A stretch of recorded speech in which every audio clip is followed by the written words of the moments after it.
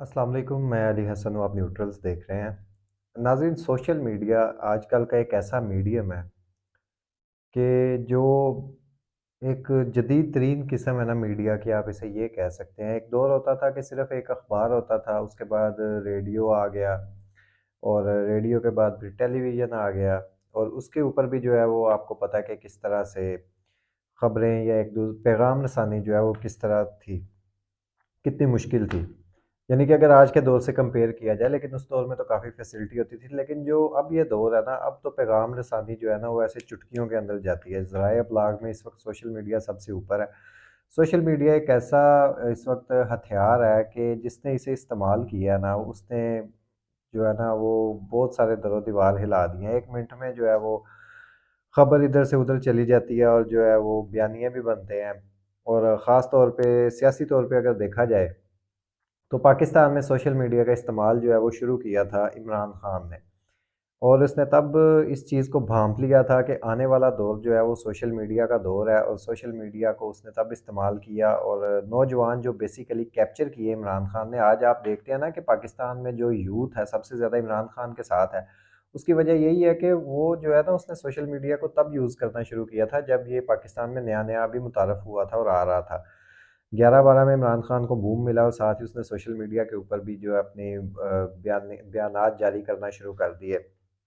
तब ये इतना कॉमन नहीं था दूसरी पॉलिटिकल पार्टीज़ की तरफ से। और दूसरी पॉलिटिकल पार्टीज़ जो रवायती पॉलिटिकल पार्टीज़ थी, जिन्हें पता था कि इक़्तिदार का दरवाज़ा कैसे हासिल किया जाता है, और आम मीडिया जो है वो टीवी और टेलीविज़न और जो अखबार है, उसे जो है अगर आप कंट्रोल कर लें तो फिर तो आप जैसा मर्ज़ी बयानिया बना सकते हैं और अपने तारीफ़ी जो है वो कॉलम भी लिखवा सकते हैं, इश्तिहारात लगवा सकते हैं, अपनी तस्वीरें लगवा सकते हैं, और मनपसंद एंकर जो हैं उन्हें मनपसंद चैनल के ऊपर बिठाकर अपने हक़ में तारीफ़ें करवा सकते हैं। उन्हें यही लगता था कि ये सोशल मीडिया जो है ना, ये कोई इतना बाअसर नहीं होगा। लेकिन इमरान खान जान गया था, और तब इन लोगों ने इमरान खान के बारे में तरह-तरह की बातें की कि देखें जी, ये तो फ़ेसबुक का वज़ीर-ए-आज़म है, ट्विटर का वज़ीर-ए-आज़म है, और टीपू सुल्तान, और इसे ट्वीटू सुल्तान कहा जाता था। इस तरह के बहुत इसने मज़ाक बर्दाश्त किए। लेकिन फिर एक वक़्त आया, लोगों ने देखा कि उसी सोशल मीडिया ने इनकी नाक में ऐसा दम करके रख दिया है कि इन्हें अब समझ नहीं आ रही किया क्या जाए। और ये सोशल मीडिया जो जिसे ये कुछ समझते नहीं थे, अब ये इस तरह नाच रहे हैं इसके आगे, सोशल मीडिया के आगे, इन्हें समझ नहीं आ रही किया क्या जाए। और अब इन्होंने ट्विटर बंद किया हुआ है। तकरीबन 1 डेढ़ माह होने को है और ट्विटर बंद है। ऑलमोस्ट जब से इलेक्शन हुए हैं तब से ये ट्विटर आप देख रहे हैं कि बंद है। इलेक्शन वाले दिन आपने इंटरनेट बंद कर दिया। उसकी वजह यही थी कि लोग सोशल मीडिया इस्तेमाल ना कर सकें। तो ख़ैर, बताने का मकसद ये है कि सोशल मीडिया एक ऐसा मीडियम है कि आवाम जो है ना, उसके ऊपर अपनी राय का इज़हार बड़े अच्छे तरीके से कर सकती है, और अपना जो भी उसके कंसर्न्स होते हैं वो बता देती है। और आवाम का जो एक पॉइंट ऑफ व्यू होता है ना, जो आवाम का आप कह लें कि रुख किस साइड पे है और वो क्या बात करना चाह रहे हैं, और मेजॉरिटी जो है ना वो आपको सोशल मीडिया पे नज़र आ जाती है कि किसका बयानिया इस वक्त चल रहा है। तो वो आपको पता है कि इमरान खान का बयानिया चल रहा है। इमरान खान सोशल मीडिया का चैंपियन है, और आवाम के दिलों में उसने जो घर किया हुआ है और आवाम उसे मानती है। लेकिन अब देखें कि सोशल मीडिया की ताकत, और इमरान खान ने जो इसे इस्तेमाल किया है, उसका बैकफ़ायर भी हो सकता है। बैकफ़ायर कहना ठीक ही होगा, लेकिन बड़ी अच्छी बात है। अच्छा, पीटीआई ने अपना जो है ना वो कुछ कैंडिडेट्स जो है अनाउंस किए। अपने क्या, अपने जो हमायत याफ़्ता उम्मीदवार हैं, क्योंकि निशान तो अभी तक पीटीआई को बल्ले का मिला नहीं है। तो पीपी 93 बखर से ना मोहम्मद अफ़ज़ल खान ढांडला हैं, इन्हें जो है ना वो एक टिकट जारी हो गया। इन्हें टिकट जारी होना था, सोशल मीडिया के ऊपर शोर मच गया, और शोर जो मचा वो इस वजह से मचा कि ये वही अफ़ज़ल ढांडला साहब हैं, जिन्होंने रजीम चेंज ऑपरेशन में बाकायदा तौर पे इमरान खान के खिलाफ गए थे। वोट ऑफ नो कॉन्फिडेंस के अंदर इमरान खान को वोट दिया था, और इवन ये भी कहा था इनसे, जब पूछा गया एक जगह पे, एक वीडियो भी क्लिप काफ़ी वायरल चल रहा था कि आप पीटीआई में शमूलियत वापस अगर कोई मौका मिले या इस तरह से, तो इन्होंने कहा कि इमरान खान अगर मुझसे माफ़ी मांगेंगे तो मैं वापस चला जाऊंगा, वो बुलाएंगे तो। यानी कि पार्टी का सरबराह जो है, एक मतलब शख्स ने अपने लीडर के साथ गद्दारी की है, और जो गद्दारी करने वाला है वही कह रहा है कि मैंने जिसके साथ गद्दारी की है वही मुझसे माफ़ी मांगे तो फिर मैं वापस उसकी पार्टी में चला जाऊंगा। पता नहीं ये जनाब ट्रंप साहब थे। तो ख़ैर ये इनका मामला था और जैसे ही इन्हें टिकट अनाउंस हुआ, सोशल मीडिया के ऊपर शोर मच गया कि ये जो है वो क्यों इन्हें टिकट अनाउंस किया गया, इसने तो गद्दारी की है, ये वो। इसके ऊपर पीटीआई रहनुमाओं ने जो है ना वो 1-2 स्टेटमेंट्स वगैरह जारी किए, सोशल मीडिया के ऊपर ही बताया कि जी खान साहब से मुलाकात हुई थी और जो वहाँ के मुकामी क़यादत थी उन्होंने भी जो है फ़ोर्स किया खान साहब को बताया और इसके अलावा जो इन्होंने भी माफ़ी-तलाफ़ी माँगी, तो जिस वजह से इन्हें जो है ना वो खान साहब ने अप्रूव कर दिया और टिकट दे दिया। तो उसके ऊपर दोबारा सवालात उठ गए कि मुकामी क़यादत अडयाला जेल में इमरान खान से कैसे मिलने चली गई? तो काफ़ी इसके ऊपर ना शोर मचा और एक बड़ा अच्छा जो है ना वो तासुर आया कि अवाम जो है ना वो अब जाग चुकी है, उन्हें पता है कि हमारा गद्दार कौन है और हमारे मैंडेट को जो हम उसे मैंडेट देते हैं वो और किसी की झोली में जो डालता है वो शख्स कौन है और हमारे मैंडेट को जो है वो सँभाल के कौन रखता है और उसे उसका सही इस्तेमाल कौन करता है।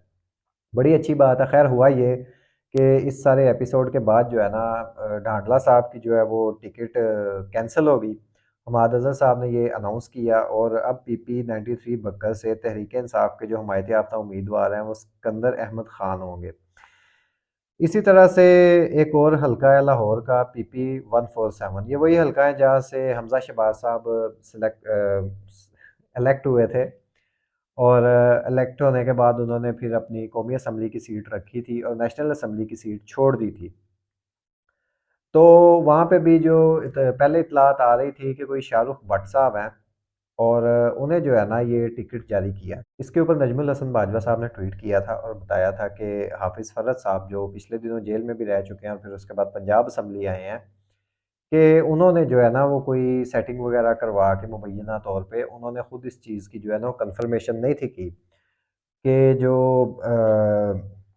ये टिकट है ना शाहरुख भट्ट साहब को दिलवाई और वहाँ से जो हाफ़िज़ मदनी साहब थे ना, उनका टिकट जो है ना वो उन्हें नहीं मिला और मदनी साहब को टिकट ना मिलने की वजह से दोबारा शोर मच गया सोशल मीडिया के ऊपर क्योंकि लोग कह रहे थे कि ये वही मदनी साहब हैं जिन्होंने जेलें बर्दाश्त की हैं। हमज़ा शहबाज शरीफ का इन्होंने मुकाबला किया है और 5000 की सिर्फ लीड से ये हार गया है। और बाकी आपको पता है कि वहाँ पे जो हालात हैं कि जो सीट जिन्हें देनी थी तो फिर लीड शीट का तो कोई इतना फ़र्क नहीं पड़ता। ख़ैर दोबारा से जब शोर वग़ैरह मचा, तो वहाँ से फिर जो है वो टिकट जो है दोबारा तब्दील हो गई और दोबारा जो है वो टिकट मदनी साहब को मिल गई और मदनी साहब को दोबारा से यहाँ से टिकट मिल गया। अब दोबारा पीटीआई के हिमायत याफ्ता उम्मीदवार पीपी 147 से मदनी साहब होंगे और ये एक बड़ा अच्छा तासुर है, बड़ी अच्छी एक रवायत पाकिस्तान में कायम हुई है अगर इसे देखा जाए पॉजिटिव वे में कि लोग जो है ना वो अब जानते हैं और अब मैं इस चीज़ पे हैरान हूँ कि देखें आपके अवाम का अब पॉलिटिक्स में इंटरेस्ट कितना ज़्यादा आ गया है, ख़ास तौर पे यूथ का, कि ये लोग जो है ना पूरी नज़र रख के बैठे हुए हैं कि कौन बंदा जो है ना वो क्या कर रहा है, इसका माज़ी क्या है और इसने पहले क्या-क्या करतूत कर लिए हैं और जो इस वक़्त हाल जो है वो किस तरह से चल रहा है। और ये चीज़ें जो है ना ये बड़ी पॉज़िटिव हैं कि अवाम जो है ना वो अब बोलना शुरू कर दिया अवाम ने। और जहाँ पे कुछ गलत होता है, चाहे उनकी अपनी पार्टी, अपनी पसंदीदा पार्टी जिसके साथ उसकी हमदर्दियाँ हैं, उसका अपना जो पसंदीदा लीडर है, वो कोई गलत काम करता है, तो जब ये लोग पॉइंट आउट करते हैं ना, ये बड़ी एक अच्छी मिसाल है और होना भी ऐसे ही चाहिए। इसी तरह जो है ना, वो कौमें तरक्की करती हैं।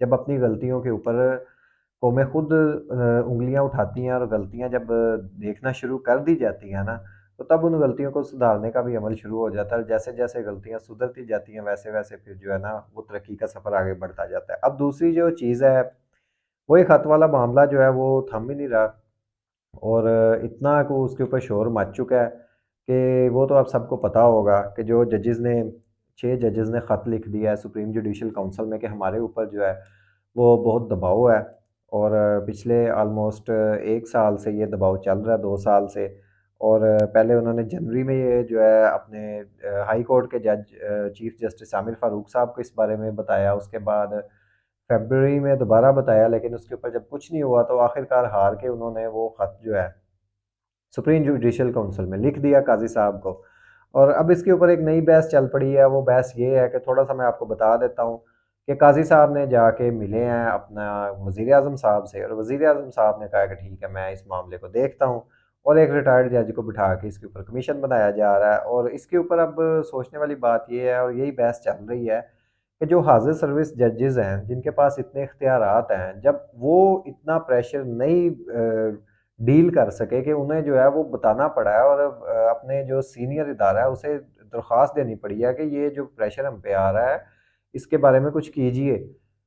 तो एक जो रिटायर्ड जज है, वो जो कमीशन में बैठ के सरबराही करेगा, वो इतना प्रेशर कैसे हैंडल करेगा? तो ये ख़ैर एक अलग बहस है, लेकिन मैं यहाँ पे आपको एक और चीज़ बताना चाह रहा था कि आज सहरा बानो साहिबा जो कि जीडीए की रहनुमा हैं और काफ़ी मज़ेदार बयानात देती रहती हैं, बड़ी अच्छी पर्सनैलिटी की शख्सियत है। उन्होंने एक प्रोग्राम में मज़ीद एक इंकशाफ़ कर दिया कि ये लावा जो है ना, ये अब फटने को आ रहा है और उन्होंने जो इंकशाफ़ किया है, वो ये किया है कि अभी लाहौर हाई कोर्ट के 12 जजेस तैयार बैठे हैं और अभी वहाँ से भी एक लेटर आने वाला है।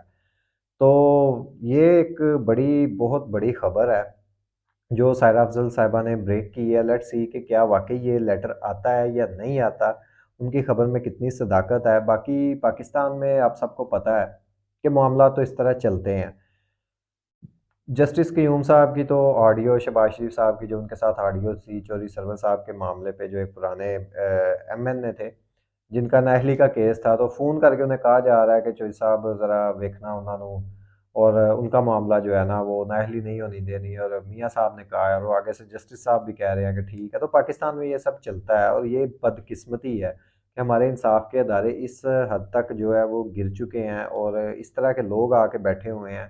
लेट्स सी के जो 12 जजेस वाली स्टोरी है सायरा अफ़ज़ल साहिबा की, वो किस हद तक चलती है, क्या उसमें कोई सदाकत होती है या नहीं? जैसे ही कोई मज़ीद अपडेट आएगी आपके साथ ज़रूर शेयर करूँगा। अब तक के लिए इतना ही। आप सबसे इजाज़त चाहूँगा, अपनी दुआओं में ज़रूर याद रखिएगा। अल्लाह हाफ़िज़।